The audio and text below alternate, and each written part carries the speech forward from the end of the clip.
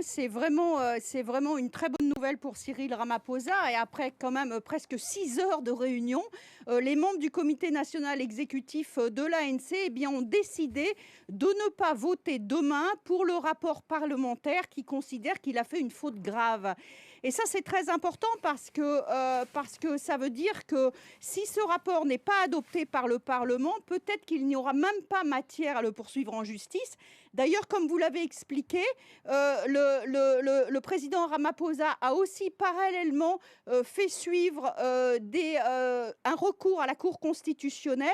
déclarant que le rapport en fait était illégal. Donc c'est vraiment un pas très important qui a été fait aujourd'hui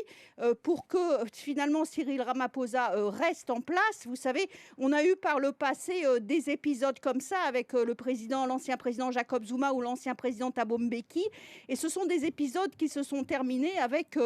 une mise en cause directe du leader de l'ANC. Là, en fait, les membres de l'ANC, en tout cas les membres du bureau exécutif de l'ANC,